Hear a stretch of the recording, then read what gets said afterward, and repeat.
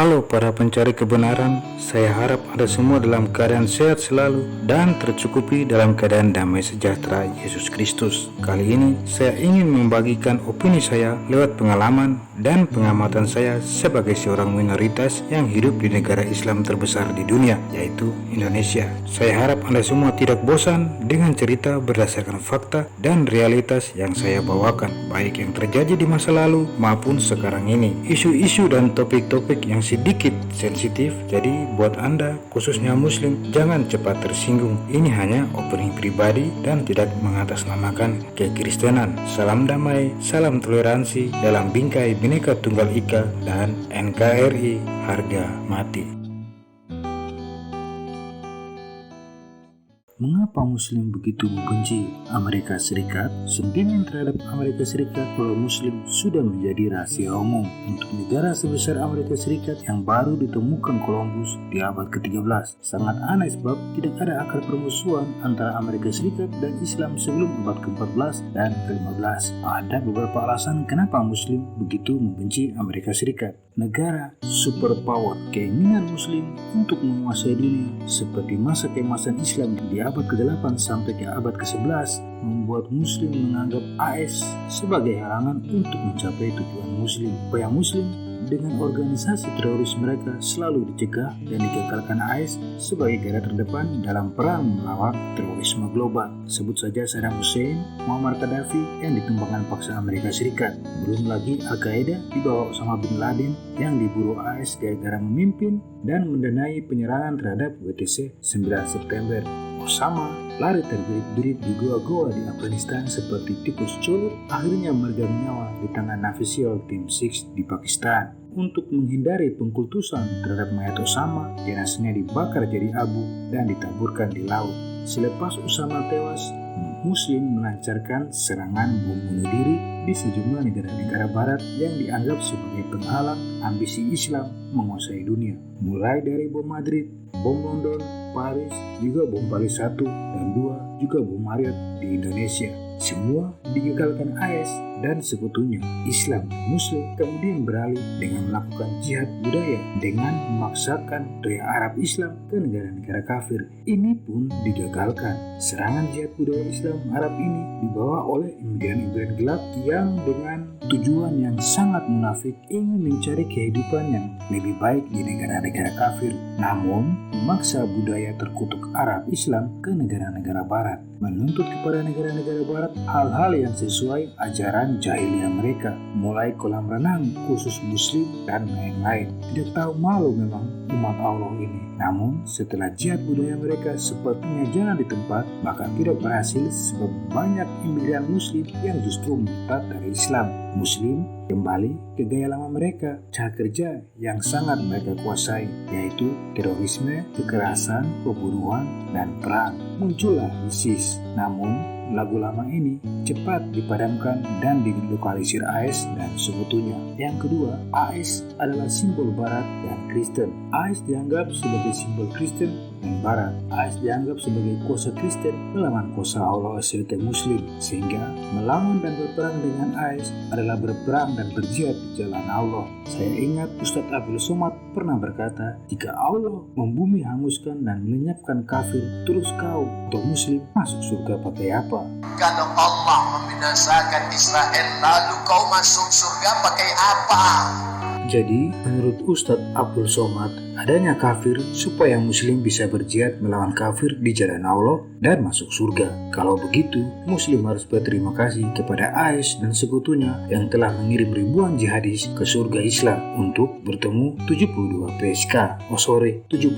bidadari di surga. Seharusnya Muslim berterima kasih kepada Amerika Serikat yang mengirim teroris-teroris ISIS, Al-Qaeda, dan lain-lain ke akhirat. Saking bencinya terhadap AS, sudah terhitung bendera AS yang dibakar di negara-negara Muslim. Namun, namanya umat munafik tetap munafik, tidak tahu malu. AS yang dibenci, namun AS yang memberikan bantuan terbesar kepada negara-negara Muslim. Ini namanya munafik. Arab Saudi juga menerima perlindungan dari AS. Indonesia, negara paman Sam, adalah 3 besar pemberi bantuan bersama Cina dan Jepang. Ketika Indonesia ingin membeli Sukhoi, AS mengancam dengan sanksi CATSA. ancaman pemutusan hubungan dagang dengan Indonesia. Jelas Jokowi tidak berani. Muslim kadrun di tanah air pada protes tentang keputusan Jokowi ini. Jelas ancaman AS tidak main-main.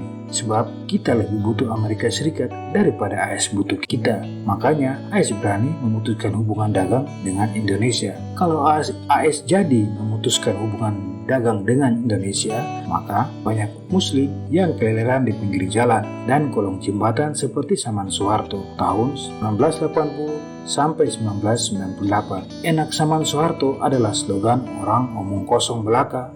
3. Muslim munafik di Indonesia. Muslim yang membenci Amerika Serikat di Indonesia adalah muslim yang paling munafik di dunia. Kenapa begitu?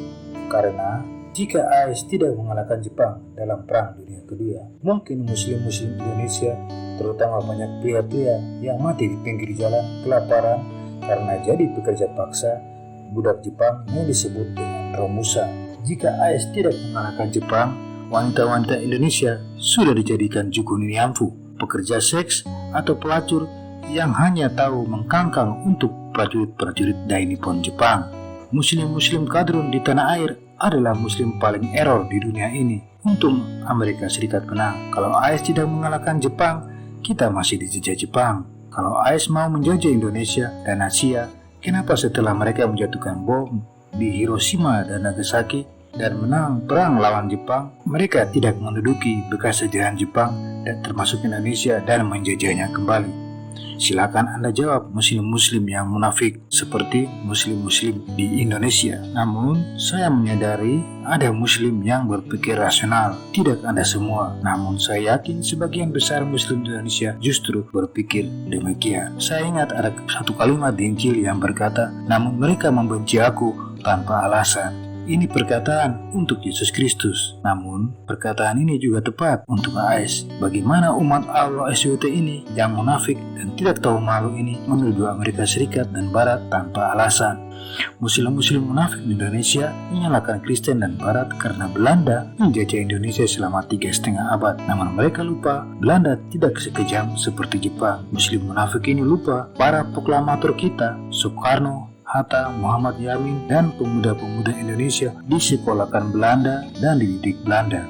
Diajar politik sampai di negeri Belanda sana. Jadi pemuda-pemuda ini sampai bersekolah di Belanda. Pemuda-pemuda yang diajar Belanda ini yang memimpin perjuangan dan kemerdekaan. Lihat saja para proklamator tidak membenci Belanda seperti Jepang yang cuma 3,5 tahun. Namun kekejaman yang dibawa Jepang melebihi Belanda. Muslim-muslim di Indonesia ini ribut dengan 3,5 abad Belanda menjajah Indonesia. Namun mereka lupa atau mungkin tidak tahu Islam menjajah Spanyol selama 8 abad dan India selama 5 abad. Sebelum Belanda datang ke Indonesia 1596, Islam sudah menjajah Spanyol dari tahun 711 sampai 1492, yaitu 8 abad. Muslim merubah gereja-gereja menjadi masjid di Spanyol. Belanda selama 3,5 abad menjajah Indonesia tidak pernah merubah satupun masjid menjadi gereja. Selama Muslim menjajah Spanyol, tidak ada yang dibangun dan ditinggalkan untuk diwarisi Muslim kepada bangsa Spanyol. Belanda membuat jalan dan rel kereta api dari Anyer di Jawa Barat sampai Penarukan di Jawa Timur. Bukan itu saja, setiap jalur kereta api yang dibangun Belanda berdiri pabrik-pabrik gula.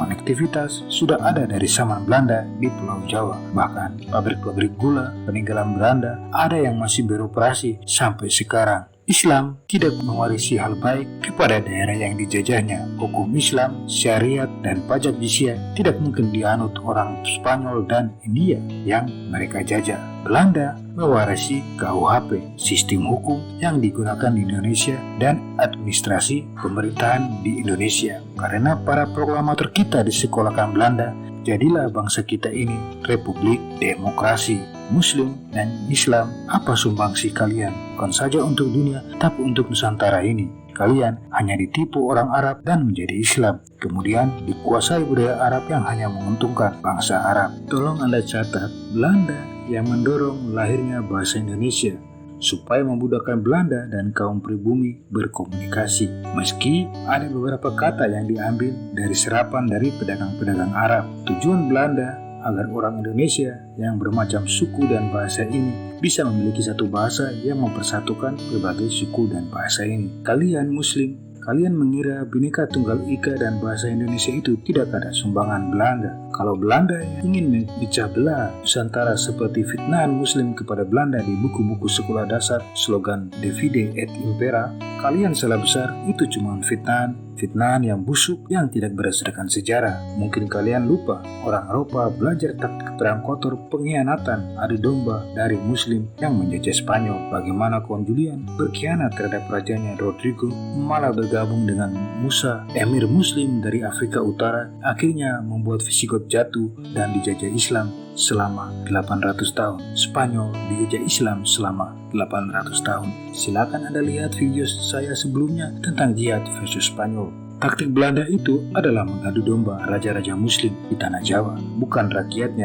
dikristenisasi seperti Muslim memaksakan Islam di Spanyol dan India seperti yang Muslim jajah. Kalau urusan memfitnah, Muslim memang juaranya dari zaman dahulu, mulai zaman Muhammad, Nabi Muslim, sampai masa modern sekarang. Herannya, Muslim anteng-anteng saja dan tidak merasa bersalah sama sekali.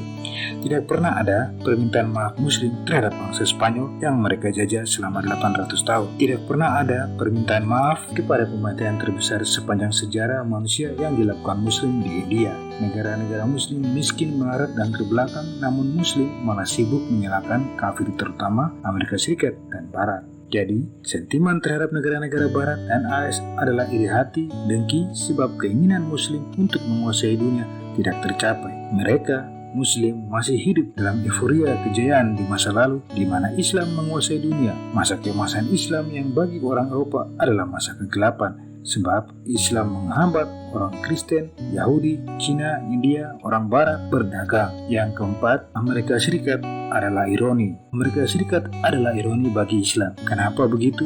Kita mundur ke zaman Spanyol dijajah 800 tahun dari tahun 711 Masehi sampai 1492, tepatnya tahun terakhir 1492. Saat Islam menguasai dunia, para peziarah Kristen dan Yahudi yang hendak ke Yerusalem dihalang-halangi oleh Muslim, tidak diizinkan. Bukan saja itu, pelayaran di Mediterania juga diblokade. Bahkan jalur pelayaran ke Afrika juga diblokade Muslim, sebab Afrika saat itu juga dalam kekuasaan Muslim. Saat Spanyol terbebas dari penjajahan Muslim tahun 1492, Ratu Isabel dan Raja Ferdinand memerintahkan Columbus mencari jalur pelayaran baru untuk berdagang. Di tahun yang sama, 1492, Columbus menemukan benua Amerika. Di benua inilah kelak berdiri negara superpower sekarang, yaitu Amerika Serikat, yang menggabung Islam sampai sempoyongan, kelengar, terbirit-birit seperti sekarang ini. Ironis bukan? Jadi